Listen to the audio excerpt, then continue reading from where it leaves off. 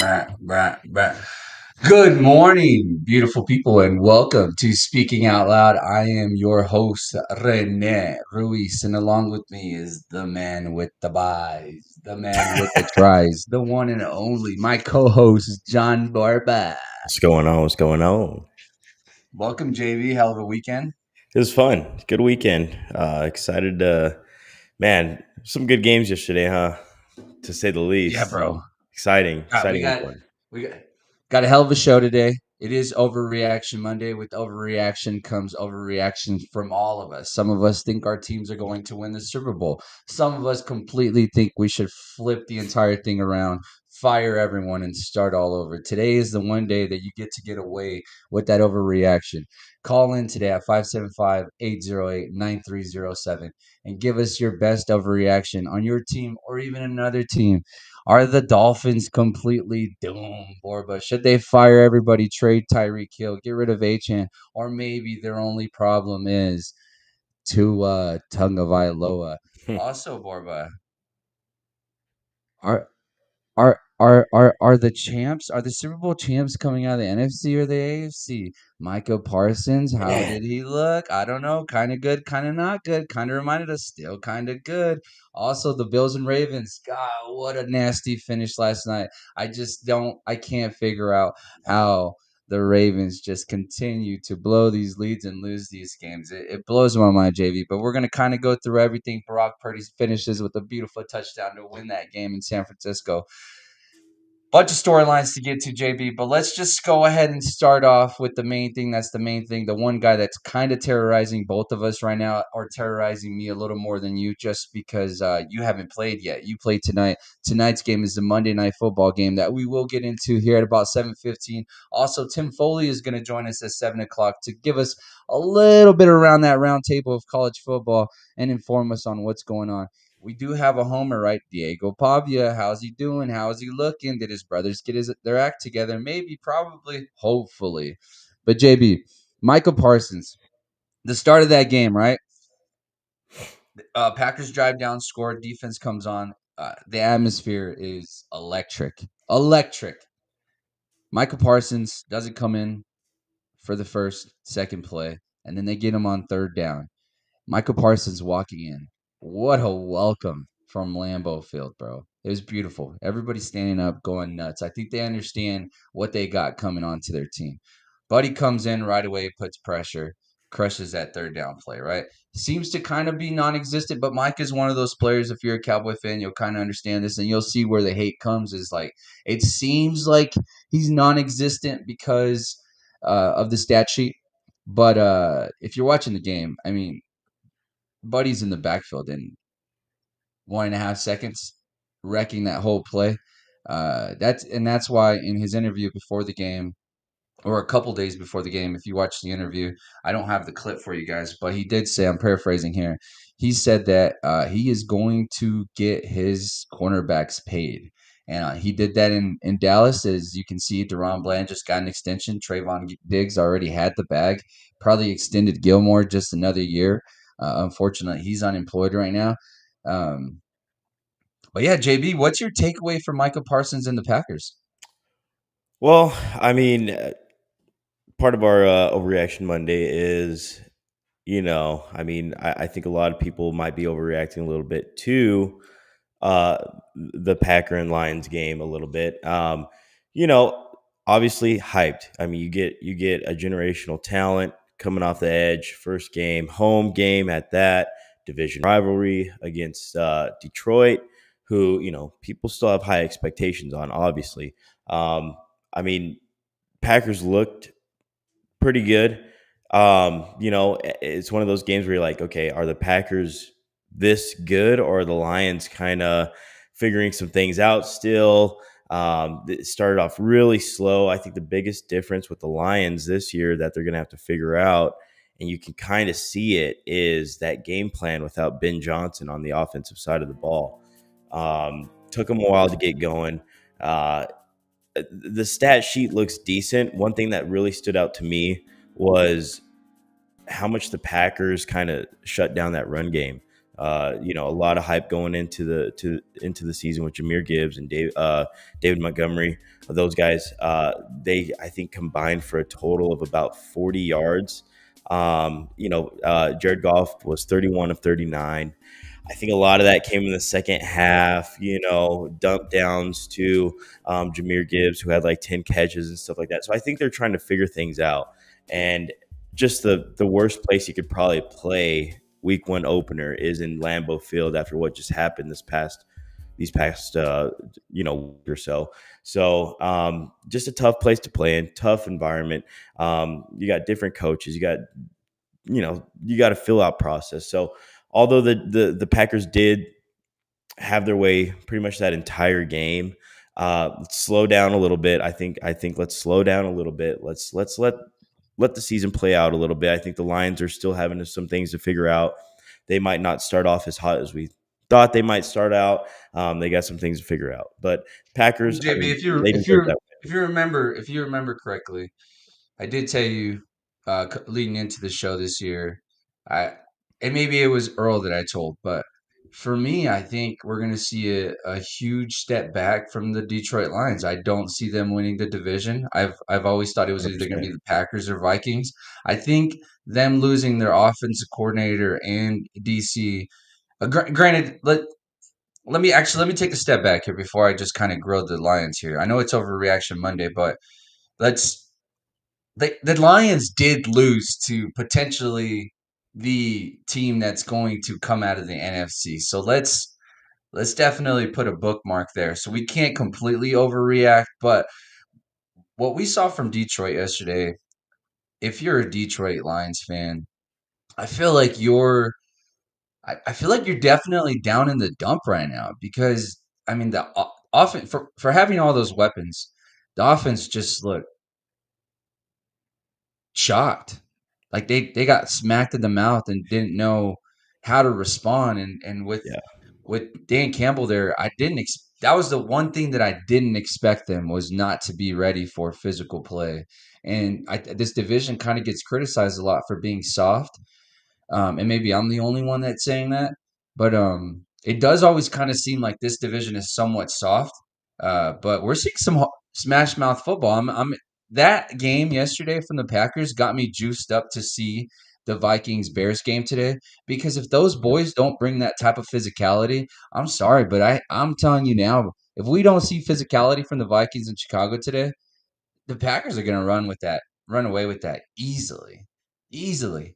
And I don't know if it was just the adrenaline from Micah Parsons' first game, from the moves that they just made, but man, bro, them boys were hitting. They're just this entire weekend, JB. That's probably my biggest takeaway from this weekend was football. Like football's back. Yeah. We got welcomed back to football in the most beautiful way. I don't know if there was a hotter start with the Dallas Cowboys on Yep. Thursday Night Football. I mean, that's what I expected, JB. I expected the boys to come out and give us a chance. And we were put in a situation where, I mean, we were put in the perfect situation. A lot of quarterbacks were put in amazing situations this weekend. I mean, look at Brock Purdy, right? Answers the bell. Oh, how beautiful was that? Rolling to the right, off his back foot. It's one of those plays where you're like, no, no, no, no, no, no. And then, yes, Yeah. let's go. Yeah. Let's go. As soon as he starts rolling right, I'm thinking the same thing. Like, just This give ain't him a going nowhere. chance. Yeah. Give him a chance. Yeah, just give him a chance. Dead Because if he play throws a pick, it's okay. out If of he all throws a guys. pick, Yeah. honestly, it's okay because you're probably gonna lose anyways. I love the cojones on Brock Purdy. Um, Josh Allen, Sunday Night Football, same thing, right? You're put in the Crazy. perfect situation, drives down, goes, scores, at it, baby. But back to that Philly Dallas game, you got Dak with the ball after already an amazing game, and we just in Cowboys fashion, somehow we find a way to lose the game, and it happens to be on the hands of our best player in Yep. CD Lamb, or second best player, I guess, right? Because you would make the argument that Dak is our best player, Yeah. and yeah, I'm gonna go ahead and go with that. Dak is our best player, and he showed it. But that JB, that's like that's the Cowboys' problem is we just don't know how to win. As easy as that sounds, like there's just Well, some yeah, guys that just you know how you to win. you see that. I mean, you saw that.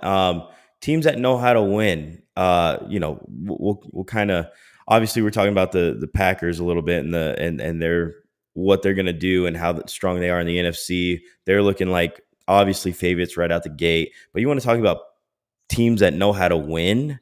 Just look at that Sunday night football game. Look at Josh Allen. Obviously, you had everything in there, right? Just, looking like they're just being dominated the entire game, down 15 with 5 minutes left. You need all those scenarios to happen, a little bit of luck, but then the smoothness, the calmness, the execution of Josh Allen controlling the last 5 minutes of those games when he was on offense, took control of the offense. You had some things go your way. Obviously, that the rollout right, tipped pass where Keon Coleman catches it in the back of the end zone. You need that tip pass to just land perfectly in Keon Coleman's arms to even have a shot in the game on fourth down. You need that punch out by Derrick Henry. I mean, can you imagine how sick Derrick Henry feels right now? Almost rushing for 200 yards, and then he obviously is going to put that blame on himself, right?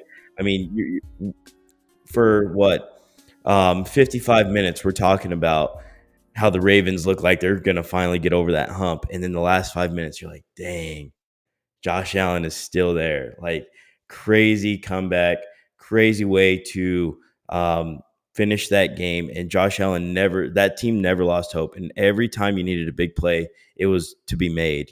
That's the difference of a team knowing how to win and a team that can't get it done in the biggest moments. So that's what we're looking at. I mean, that's two perfect examples: the Ravens and Bills game, and then the Eagles and Cowboys game. A team that knows how to finish, knows how to come back, knows how to keep grinding, making the plays when you need to make the plays, and then a team that just has every opportunity to win the game and take it over and just can't do it. Just slips right through their fingers, Yep, yep, literally. yep. So that's Literally, that's the difference.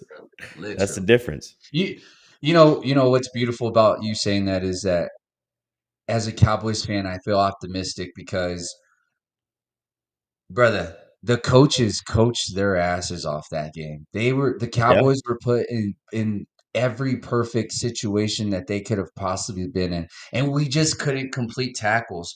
The one thing that I noticed from that defense, as much as for as many points as we gave up, bro, we're overshown being our linebacker agent zero. We're overshown away from that defense looking spicy, bro. I mean, there's plays. For example, there's one play I remember. CD comes off the blitz off the right side, has a clear hit on Jalen Hurts, and then Jalen Hurts escapes the tackle and runs for a first down. They extend the drive and they go down and score. We had multiple of those plays. I mean, there's a reason AJ Brown didn't have a good game. There's a reason Devonta Smith didn't have a good game. There's a reason Saquon Barkley didn't have a great game. Like that defense balled out. Jalen Hurts killed us. Jalen Hurts completely ran that ball down our throat, but it was all from broken plays, from them getting into the backfield, not being able to contain them. Sure, to me that's an issue that can be cleaned up, and that's on the players. I think that game 100% was on the players. Defensively, it seemed like they got it together in the second half, which is what gave us a chance.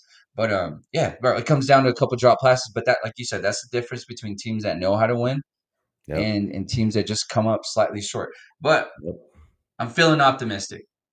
I'm feeling great as a Cowboys fan. I am feeling great, and This is also feeling great was that 42-year-old quarterback in Pittsburgh, JB Aaron Rodgers leading the Steelers with 4 touchdowns. Hey, man. Him and DK Metcalf seem to have connected on multiple levels there.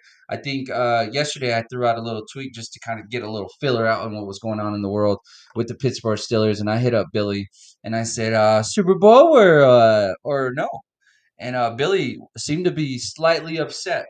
Um, because it seems like Pittsburgh defense always seems to come out a little bit slow, as they did yesterday.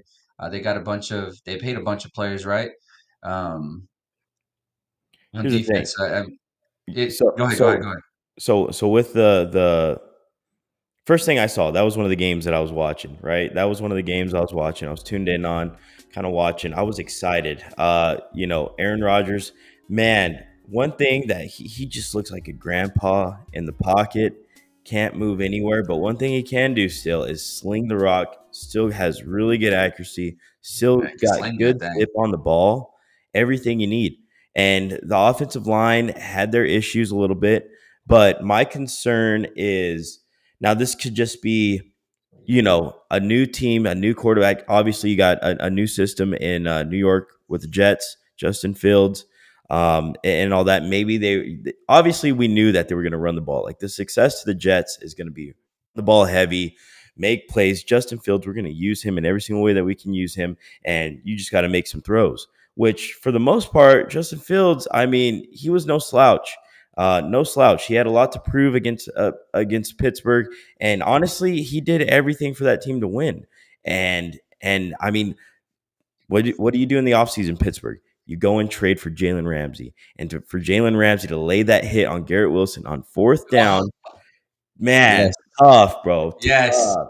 But my Yes. concern with the Steelers is you gave up 32 points against a Jets team that if you can stop the run, if you can prevent Fields from getting out of the pocket, some of these naked bootlegs, some of these things like that, like you win that game pretty handily. But man, they had to rely on Boswell for a 60-yard field goal.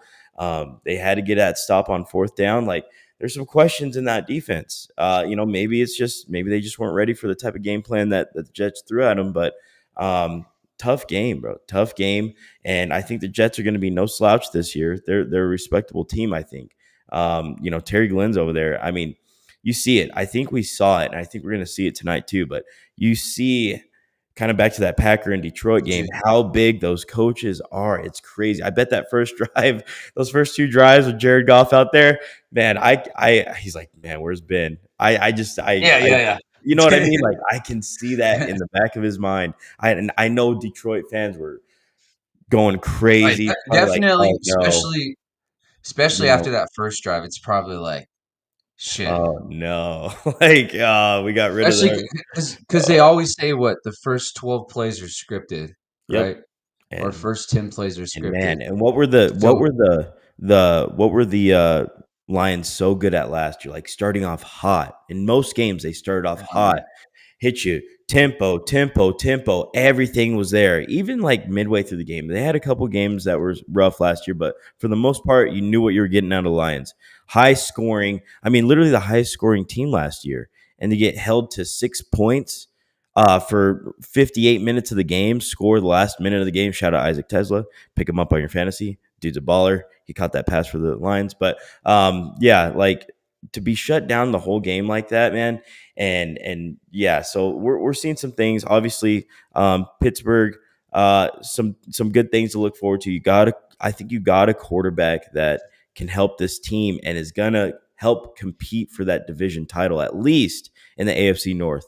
So that's a tough division too. You look at the other games that happened in that division, the Browns and the Bengals.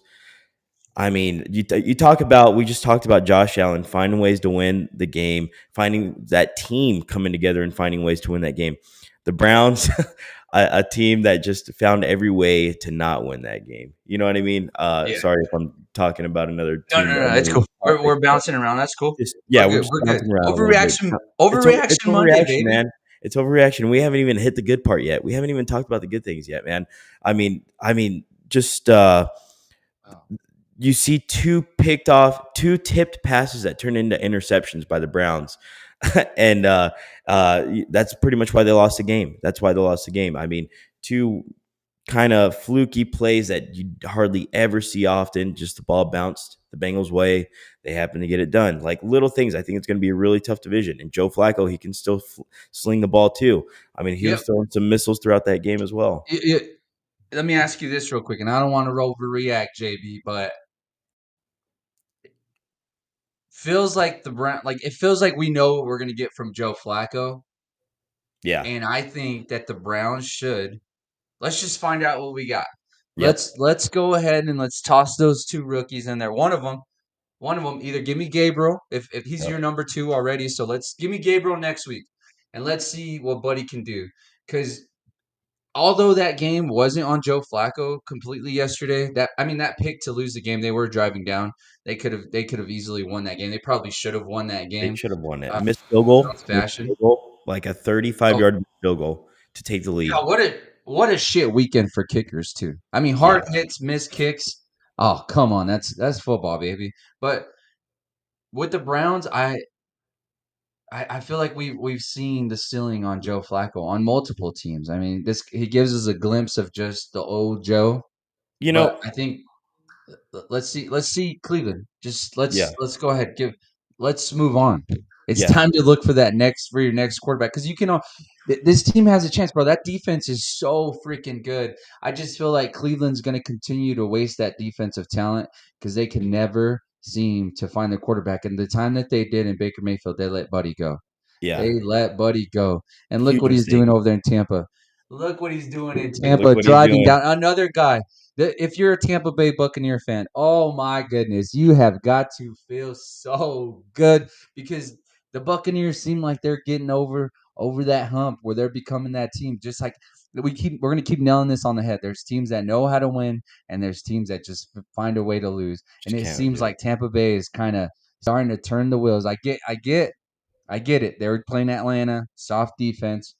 Atlanta looked pretty good too. Tampa Bay probably should have lost that game, but they found a way to win. Baker drives down, takes the lead. Ah, how beautiful! There was a time, Barbara. There's a video out there. There's a clip out there of us giving our condolences to Baker Mayfield's career. We had a moment of silence for his career. We were treating this man like he was Johnny Manziel, Borba. For him just to Yeah. go to Sean McVay, get revived, and then go over to Tampa Bay and completely change the trajectory of how he's being viewed. I love it. I love what I'm seeing from Baker Mayfield out there in Tampa Bay and that team. And Barbara, what's that rookie from Ohio State that you were telling us about on Thursday? Uh Emeka Egbuka. oh, what Egbuka. a 2 dog. touchdowns. Dog.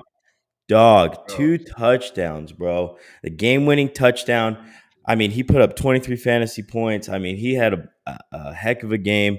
He's going to be that number 2. He's going to be that number 2 wide receiver until Mike Evans is gone, and then he will be that number 1 guy in Tampa Bay. Do not forget that name. Breakout star, future star in this league. And also talking about guys that we just need to put on the bench. Let's see what we got in the youngins. Obviously, Flacco, okay, you did your job, dude. You've had a good Yeah. career, solid career. Let's Thank get you, Dylan Joe. Gabriel in Thank there. you. Maybe a little bit of Shador.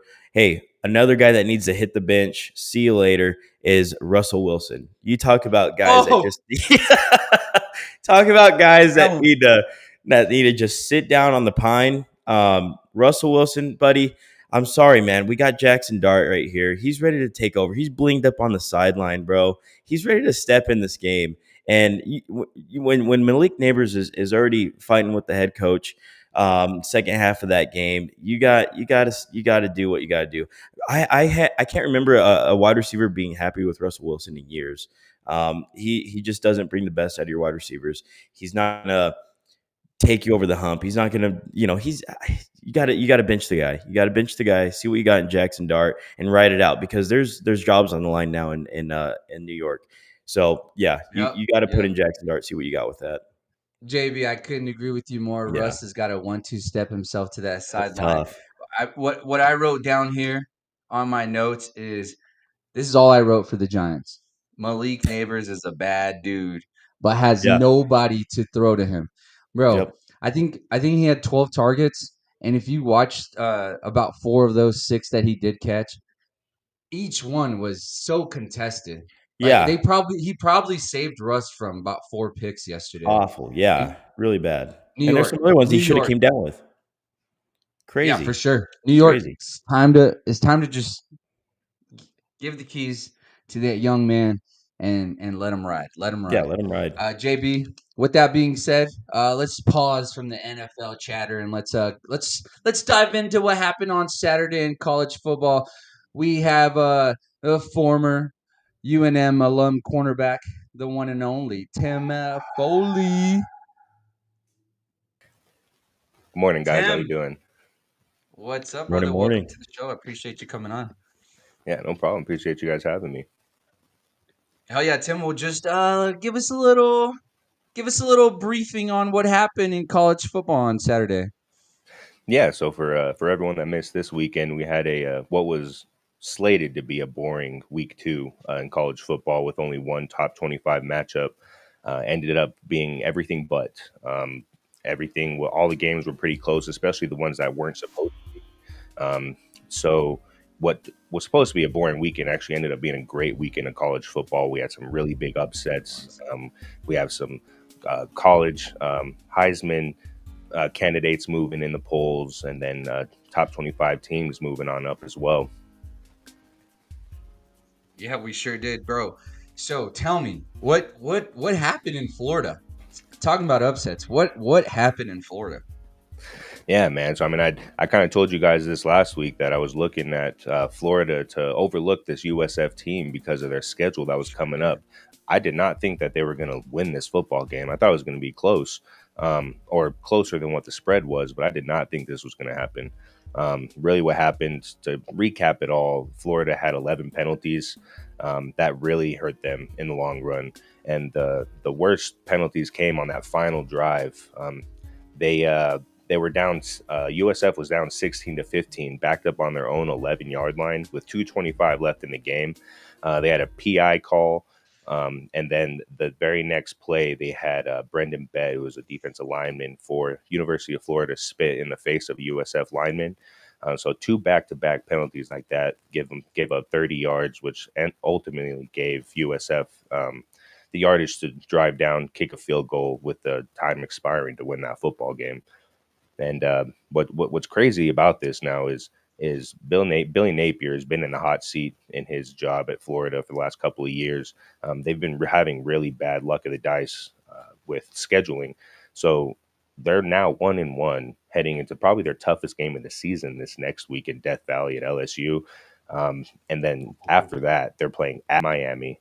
They're playing Texas in the swamp, and then they're at Texas A&M and playing in a very hostile environment in Kyle Field. So I do not see the sun coming any sooner in Florida, and Billy Napier is really on the hot seat now.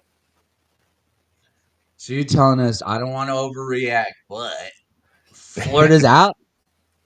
I do think Florida's out only solely because I mean they are a great football team. They have a lot of talent on there, but the way that the rest of their schedule looks, I do not see them win very many games. I mean they really needed this USF win, and they did not get that done. So Billy Napier has that there's been talks in Florida about possibly getting him replaced, and after this last weekend, it's kind of hard to find the reasons for him to stay. To be honest. Yeah, outside Florida being a beautiful, sunny, beachy city, wonderful state from what it seems like. I've never been, but the graphics look nice. Graphics definitely look nice. JB, you got any comments on Florida?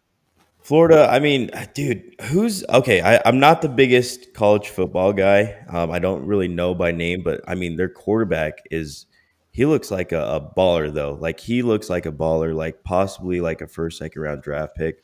That's all I pretty much know about Florida. So you kind of put me on the spot. But Oh, I'm sorry. I No, was no, I just gonna you had ask. maybe you had a question. Yeah, I was gonna ask actually get into the Texas game. I know they didn't have the best matchup, but I mean Arch Manning, huge bounce back game. We don't hear too much chatter now on social media about, a huge and talking about generational talent sort of thing. I know Ryan Clark, what he said about Arch Manning is a big debate of what's going on too. There was some drama even on, these big networks about generational talent. What is a generational talent? Coming out of college, I think some of these guys are unpolished, but you can see the potential. Obviously, some of the things with Arch Manning is some of his throwing mechanics and things like that that are very criticized right now, but it all can be polished up. But I was going to get into that. How do you think about Arch Manning, that bounce back, and what we can look forward in the next upcoming weeks to that? Yeah, definitely. So I mean, Texas came out and played sound football this last weekend. When you look at the scoreboard, and I'm really not trying to be a hater here. When you look at the scoreboard, it looked like it was a blowout. But whenever you watched the game, I mean, Texas didn't really score in the whole first quarter. There was a lot of sloppiness there on that field. they had a big surge of like 3 or 4 touchdowns in a matter of like five minutes in the game. That did really help them. But they did not come out and look like a top caliber team that you would expect to go win a national championship. The problem with Arch Manning, and a lot of people are saying this, is his last name. People are seeing that last name and thinking of it. There should be greatness coming out of the gate. This kid is still a kid, and this is his first season as the starting quarterback at the University of Texas. Whenever they see that last name, they're expecting greatness right off the jump. And unfortunately, that's just not going to happen right now. I do not believe that he's going to be in New York for that Heisman ceremony. He's Wow. got a lot of work to do. Um, and he can get that done. He can get that polished. This is only his second game as the starting quarterback at the University of Texas. But because of that last name, all the headlines and all these people at the big networks are expecting generational talent out of the gate. And unfortunately, that's just not happening right now. I'm not saying he can't get there, but as of right now, going into week 3 of the college football, I do not see him as being one of the top 3 or 4 quarterbacks in the nation right now. Yep, I expect that the headlines continue to get bigger and bigger, similar to what happened to Shador. Because of the last name, we're going to kind of get an overreaction just about everything. I'm a Texas fan, so I hope that Archie can put it together. But I did watch the first half of that game, and yeah, man, that first quarter looked. My sister, I was watching it with my sister, and my sister's pretty diehard Texas fan, and we're watching, and she's just like, yeah, I don't understand. And I'm like, yeah, why is this so? We're playing nobody right now. It doesn't. I don't understand why it's so difficult. You got to assume Sark will get that together. But I mean, I don't want to overreact. It is Monday, so let's go ahead and throw one out. But maybe we start questioning Sarkeesian just a little bit. So much talent over there in Texas, and just seems to come up short. Eventually, you got to move on, even if you're having success. You got to move on to get to someone that can get you over the hump. So maybe, possibly, are we maybe looking at moving on from Sarkeesian, or am I blowing that out of proportion here? I think you're blowing a little bit out of proportion. There's a lot of blame to go around to everybody. Sarkeesian is a phenomenal football coach, especially on the offensive side of the ball. The thing that we're going to have to look at is a lot of this stuff that's happening. Arch Manning is about half a second off on these reads. You can see he's throwing the ball a little bit late, second guessing. They need to do a lot of work this week and the next 2 weeks before going into the swamp on October 4th to kind of get that really dialed in. You need Arch Manning to be very, very comfortable with about 15 to 20 plays. He does not look comfortable out there in that pocket. He's holding the ball a little bit too much. But these are all things that can be fixed, and I believe that they can fix them. I just don't see them Yeah. running deep into the playoffs as of today. But it is very early in the season, and they do play in the SEC, so they're going to have a lot of good games coming up moving forward. That if they don't get on the right track, it's going to be a very hard year in Austin. Yeah, for sure. Two more, Tim, real quick. Oklahoma, Michigan. That was the matchup of the weekend. Oklahoma seems to have a Heisman Trophy winner on their side. How do we feel about Oklahoma and Michigan's outcome? Yeah, so it was a great football game. I watched it from the beginning. I did choose Michigan to cover that spread, and they did not do that. John Mater, he left it all on the field. He went 21 of 34 with 270 yards, 1 touchdown, 1 INT. He was also the leading rusher of the team. He had 19 carries for 74 yards and 2 touchdowns. This man had the ball the whole time, as the Oklahoma Sooner quarterback, and he is a great football player. He plays with a lot of heart, has a chip on his shoulder. He transferred to Oklahoma this after this last season with the offensive coordinator Ben Arbuckle. They hired him from Washington State, and he brought his quarterback along with him. And there was big talks in Oklahoma, looking like a possibly a Baker Mayfield coming transferring in. I don't go. I won't put him on the Heisman list yet. And the only reason why, he had a great football game against a great Michigan team. That type of quarterback play from somebody his size in the SEC is just not sustainable unless you're the size of Cam Newton, and he's not going to be able to carry the ball 20 times a game in the SEC week after week and be as much of a weapon for them 10 weeks into the season. It is a great football team, and I believe that they can mix in the run game a little bit better from their running backs and quick screen play so that he's not having to carry that load. Um, I could see him on the Heisman watch list. I do not see him being there in New York, only because I do not see them winning more than 6 games this year. Which I know is very Nice. weird to say after being a 2-0 team, but I mean, playing the SEC and the rest of their schedule is going to be brutal. So I'm interested to see what happens, but I don't see them possibly winning more than 6 games this year. Wow, dang, that's a hot take. I like that. And and Tim, before we let you go, just real quick, our local boy Diego Pavia. What's the word on him right now? Another win, Yeah, right? so yeah, and another win. Everything's going good in Nashville right now. They beat Virginia Tech 44-20. It was kind of a slow game at first. They were down 20-10 going into halftime, and then Vanderbilt had an explosive third and fourth quarter. The only problem is this week they play at South Carolina. They're the number 11 Oh, we're team in the about to find country, out. and they have one of my early Heisman favorites in Lenore Sellers at quarterback. I don't think Vanderbilt's going to have the defense to contain him. He is a very mobile quarterback, makes very sound decisions with the football. I don't see them winning this game. South Carolina is 6.5 point favorites. Everybody's always going to be coming and betting on Vanderbilt to be that upset. They were really that underdog last year that came week after week and won people a lot of money on the betting sites. But I don't see them going into South Carolina and winning this football game this week. No, this is when all that chatter, all those podcasts that Buddy went on talking about getting to the national championship. This is where we find out. Tim, I appreciate you joining the show. You will be, excuse me, you will be back on Wednesday to give us your new power rankings, and also let's find out on Wednesday who your top 3 guys that are going to be in New York are. Tim, I appreciate you joining the show, brother. We'll see you on Wednesday. Tim Foley. You guys have a Yes. good one. Yes, sir. You too. Later, brother. Morba, the college football world sounds like it's popping, bro. Man, I'm it I'm does, looking huh? forward. I've been Yeah, watching it. bro. Like I'm dabbling in it a little bit more. So I really like some of the quarterbacks coming out. You know, Lenore Sellers. Tim kind of mentioned it right there too. I mean, some of these guys have like crazy arm strength, like crazy things that just jump out to you. And that was part of like the generational QB talk. You know, that was Yeah, pretty in the headlines last week with Ryan Clark and a couple of those other analysis. That kind of got some heated debate going.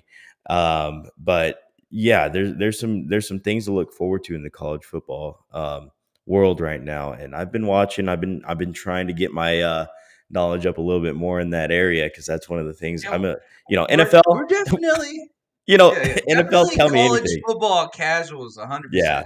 a little bit of a Definitely college casual. football casual. But that's why we're bringing on former alum, former cornerback for the UNM Lobos. That's why we're bringing him on to Yeah, educate us. Brother's been in a locker room, a D1 locker room before. We're just a couple stooges who kind of like college football on the weekend. you know. I'm just a ENMUR alum, bro. Chill out, leave me alone. Relax a little bit. One thing Relax I a do little like bit. seeing But hey, though, I like seeing like when you turn on some of these games and you see some of these players that stand out in college, man, they pop out so much more than just like their teammates in certain senses. Like you're like, dang, this guy yeah, he's ready to play on Sunday. You know what I mean? Some of those guys are just for ready. sure. They're gonna be And dogs. some of those guys are gonna end up on a desk Yeah. chatting about college football, which is cool too. I love it. Hey, but I am looking forward to Diego Pavia going into South Carolina. Brother's been on a bunch of TikToks and a bunch of podcasts talking about they're going to win a national championship. So this is definitely one to look forward to. Local kid. I'm excited about that. Seems like the brothers got their shit together and aren't making headlines this week. So go them. But JB, what? Let's jump right back into the sport that matters the most, the NFL. JB, brother, who was your top performer from this weekend? Oh man. I mean, you talk about a top performer, right? I had one guy in mind. He didn't pull out the win. I would have said, man, I was watching that Michael Penix against Buccaneers. He was kind of cooking. He had some good plays here and there. They just couldn't get the job done. My top performer so far. I mean, obviously Bijan, great game receiving wise. He didn't really do too much on the ground, but I'm gonna give this one to the one and only Daniel Dimes and the Oh, Indianapolis Colts. Na, na, upsetting, na, na, na, questioning, na. questioning the entire franchise of Miami right now. I'm questioning even the heritage of how this team started, how they went 18-0. I mean, I'm questioning everything in Miami right now because of one man, and his name is Daniel Jones, baby. I mean, crazy, Nice. crazy. 2 rushing touchdowns, a passing touchdown. You know, he's the first quarterback in the history to start with a new team week 1 and rush for 2 touchdowns, pass for 1 touchdown, and not have any turnovers since 2019. And you know who that 2019 player was? Who? Daniel Jones, baby. DJ? He's done it DJ was twice. out there cooking. He's done it twice. What a stat, bro. 2 rushing touchdowns, 1 passing touchdown, no turnovers as their first game as a starter for their new team. Pretty crazy. I just loved like, and this is what we were talking about. Me and Brandon Youngblood were talking about this the other day. Like you look at that Colts team, they got a respectable defense. Offense, you got weapons kind of everywhere. Tyler Warren is a freaking stud at tight end, man, making contested catches. I mean, the locks were flowing. The golden locks were flowing. I mean, he's somebody to look out for. Michael Pittman, you still got he's now coming into his own, probably his prime at this point of his career, probably coming into his prime. Had a good touchdown catch. I mean, you got these other young guys too: Alec Pierce, Josh Adonai Downs, Mitchell, nice compliment. Josh Downs. I mean, you think about it, Jonathan Taylor, of course, when he's healthy. Like, this is a team, and you want to talk about Overreaction Monday. I mean, the AFC South right now is wide open. It's So wide open. It's wide open. Why not? Why not, Colts? Why not? Let's get that division title. Let's make a why run in the not, playoffs. Coach? Why not? Where's Why Kevin at? Kevin don't not? even show up and watch the show, and I'm hyping his team up right now. Clip it. Hey, Jay, clip this right now. Let's post it. We're putting it on Kevin's page, man. Colts are coming. Colts are coming, baby. And they're Hey, humming and they're buzzing. what's the Colts chant? What? I don't even know. The dude that went viral for that. Oh yeah. Oh No, man, that's but my yeah, I love what the the Colts Downs did. kid. The Downs kid, All, yeah. all Daniel Jones has to do is make plays on the run a little bit, extend plays, make the right decision.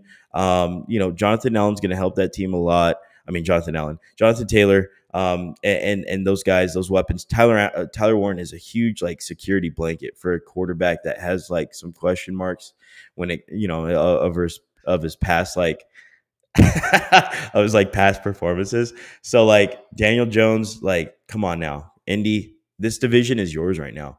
CJ Stroud, he looked pretty good with the Texans. They just couldn't get it done.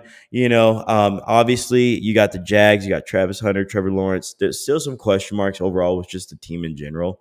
They were a dumpster fire last year on defense. They looked respectable yesterday, but I mean, obviously you're playing the Panthers, who I was kind of high on, to finally Bryce Young kind of make a jump and all that. But man, what the heck, man? Like that was kind of it's an overreaction of like, are they that awful still? So Yeah, I think you definitely chill. weren't giving Like the this is why we you got weren't two. This is why we got two guys. I mean, you're taking Renee his will probably say performance Josh of Allen. Josh. Okay, I'm saying Daniel Jones. Okay, Actually, just chill out. Chill out. no, Golly, man. JB. Hey. That was honestly that was great because, and maybe we are. That's the beautiful thing about Overreaction Monday is this might be the biggest overreaction of us just jumping on the Colts train Yep. because the Jags look pretty solid, and even though Houston lost, they looked pretty good. Outside of They look the pretty good. same issue that they had last year is they cannot protect CJ Stroud. But my winner of the weekend was Matthew Cedillo's dude, Josh Allen. JB, just whenever I watched after all the slate, the morning slate, Agree, and then Matt. the midday slate, after watching that Packers game, and I told myself, "Wow, the Packers look like the team to beat." And then they hit us with this beautiful game on Sunday Night Football, Ravens against the Bills, We saw and two real teams. yeah, and what we saw from the Bills is in the Ravens. Sure, we can knock on their defense as much as we want for the amount of points that we're given. Bro, that was football. That was smash mouth football right there. I love that was playoff football at its best. And Josh Allen, Coming back. I mean, a lot of shit has to go your way, like you said earlier. Sometimes it takes a little bit of luck, but guess what, buddy? Sometimes it takes a little bit of luck to get to the Super Bowl. You can ask Lamar Jackson about that, right? With Andrews completely dropping a wide open pass. Sometimes you just got to get blessed by the football gods. But Josh Allen going 33 for 46 for 394 yards and 2 touchdowns. Crazy. Are we playing Madden? Are we playing Madden, Borba?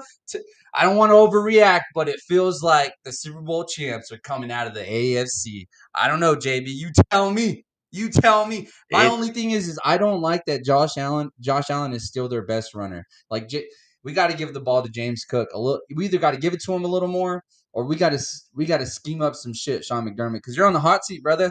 At some point, you can only have so much success before you don't get over that hump, and it's time to move on.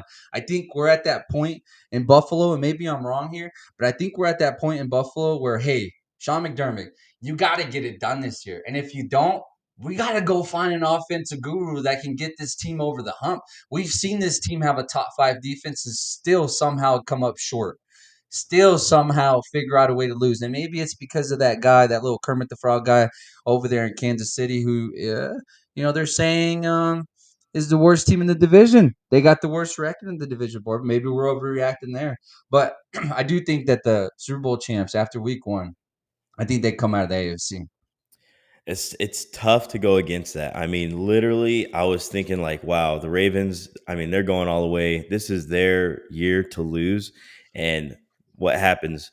I mean, you knock that ball out from Derrick Henry, who just had his way, a grown man running through children. I mean, it looked like a crime. I mean, that stiff arm on that first breakaway touchdown, like dudes are bouncing off the ground, bro. Like, I mean, you see that with Derrick Henry. I'm like, man, Ravens, like this is the team to beat. This is the team to beat. And then one bad play from your arguably your best player, on the Ravens, and then there you go. You just lost it. You just lost it to Josh Allen and those guys, and who just hung around just enough, just enough. But to answer your question, I think right now, yeah, I think we just saw the 2 Super Bowl favorites right there, and I want them to battle it out in the AFC Championship game. I don't want Patrick Mahomes in the AFC Championship game this year. I just don't want it. I do not want it. I don't think it happens. These 2 teams are the teams to beat in the AFC. And it's going to be a smash mouth kind of game. Like, these guys are going to make business decisions when it comes to tackling Derrick Henry. And opposite of Derrick Henry, Josh Allen, which is like he's just a bowling ball too. And when he's got a full head of steam, I mean, you're making a business decision to tackle this guy too. And we've seen it over and over. And these 2 guys, man, Lamar, you can't even. I'm not even mentioning Lamar yet. Like, it's crazy. It's crazy, like how dynamic like both of these teams are. And now that you have um, a guy like Keon Coleman on the Bills, who made huge strides in the offseason, and you're starting to see that. And we saw that yesterday. And I think they just have just enough talent to get them over the hump. I think they do offensively. Like Josh Allen and James Cook, really good. And then you got these other guys that you can, Khalil Shakir, a really reliable blanket for Josh Allen, a security blanket that's a reliable possession receiver. Keon Coleman, which it kind of looks like he's more of like a little bit more of a big play, can kind of stretch the defense, maybe, certain things like that. And then you got Kincaid in the middle, who can make a couple plays here and there. Like they got, I think they got enough, and we saw it that they do have enough to overcome. And the defense, that's an optimistic defense. I mean, obviously you get Joey Bosa. That's what they've always strived for, is edge rushers. They've always, we see them go out and get Von Miller. Yeah. Came up short, going at Joey Bosa. They're trying to do the same thing. So they're right there. I mean, this is a team that's poised, that's destined to make a playoff run to the Super Bowl. And same thing with the Ravens, though. Same thing with the Ravens. Can we get over the hump? Like this is it. This is it. I think we're seeing the weakest out of the Chiefs. We got question marks with the other AFC. Like, who's the other team that's going to come out of the AFC that could cause some competition? I don't know. I mean, I'm always scared of Joe Burrow in the playoffs. Joe Burrow in the playoffs can beat any 3 of those guys. He's done it all before. So, like, right now, it's a a 2-team race, I think, and then a lot of people.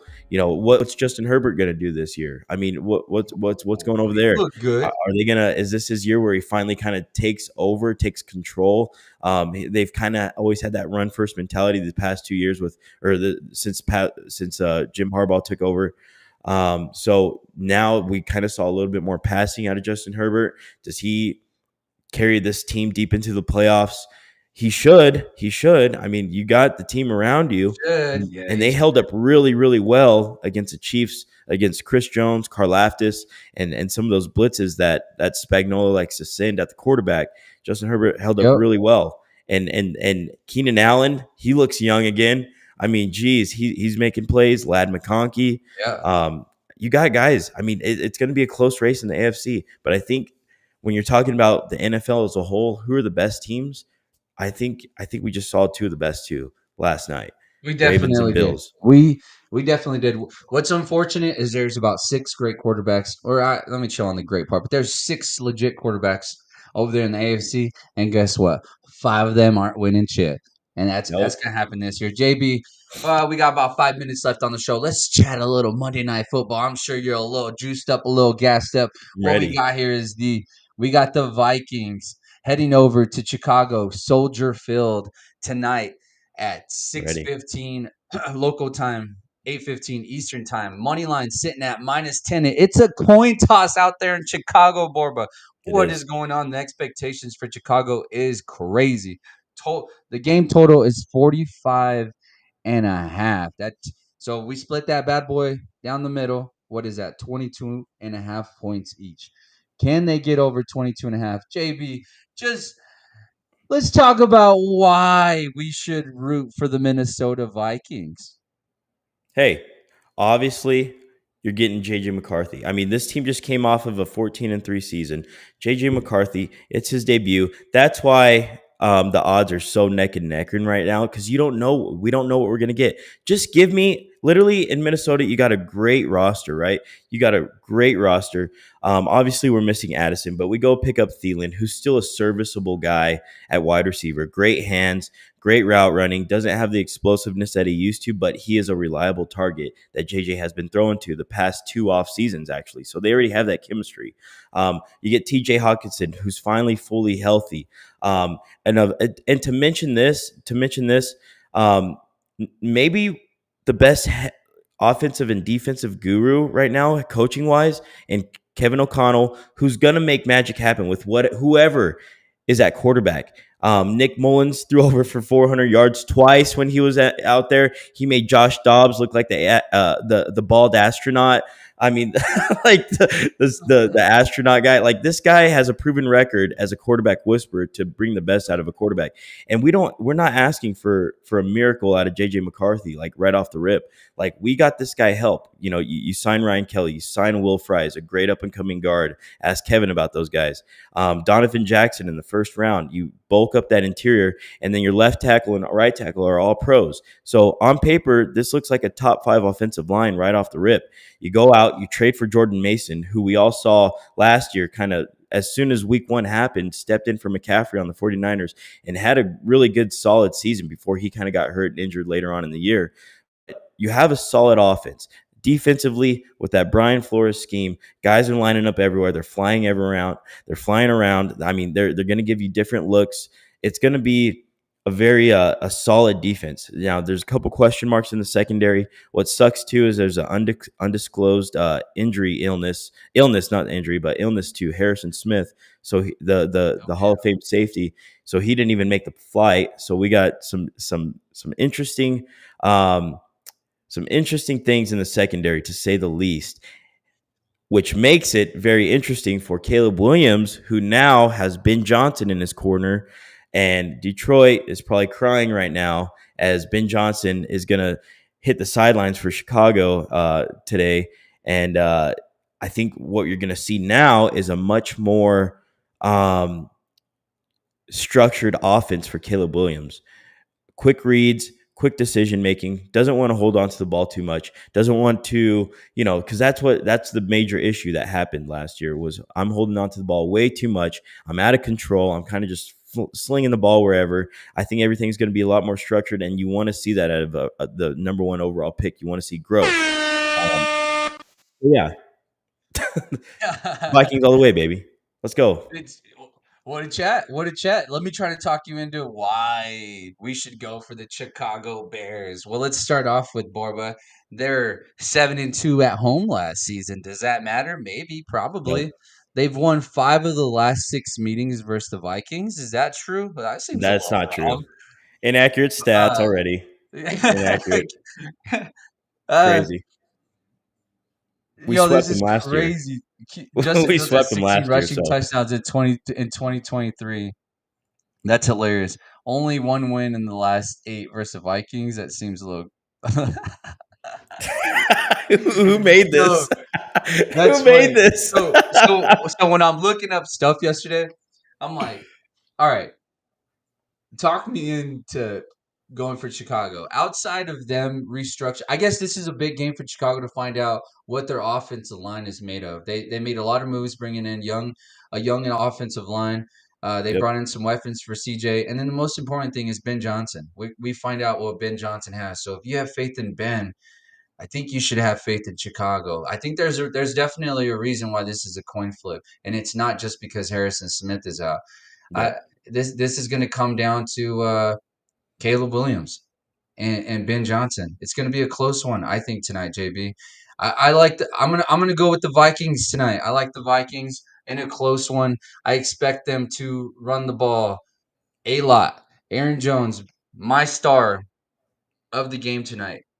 Give me your star and your pick.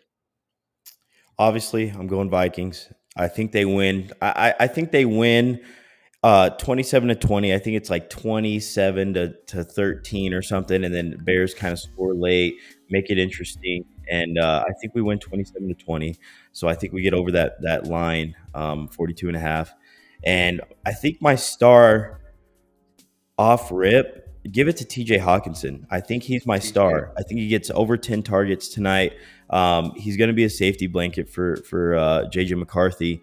And give it to TJ. I think he might get a touchdown, but I think he's going to have a lot of production in the offense. And I think they get it done. We just literally need JJ to control the game, have kind of like a Brock Purdy sort of esque run, if you will, this first Yeah, buddy. year, and let the team do what the team needs to do, and then let him grow into the role, let him get a little bit more comfortable, make his reads, let him be comfortable on the field, get the feel of the game speed and everything like that, and I think he'll come along. There's no way this guy is just going to be a bust. There's no, and No way. I'm telling myself that right now, and watch, but No way. there's no way with Kevin O'Connell and this coaching system, Justin Jefferson, Addison, Thielen, Hawkinson, Aaron Jones, Jordan Mason. I mean, Jesus, the list goes on. No way this guy can be a bust. Tune in. No Watch way. this freaking thing. JB. My experience with Michigan boys, Taco Charlton and now Mozzie Smith. I don't feel very good about the Michigan boys. But JB, that is the show. I appreciate you guys joining today on Overreaction Monday. I am your host, Renee, and along with me is John Borba. We'll be back tomorrow at 6:30 a.m. Don't forget, you can call in. You can join the show. You can speak out loud also Call at in. 575-808-9307. Hey, let's have a goddamn day, baby. Be a friend, tell a friend something nice. It might change their life. Shout out Pat McAfee. Let's go.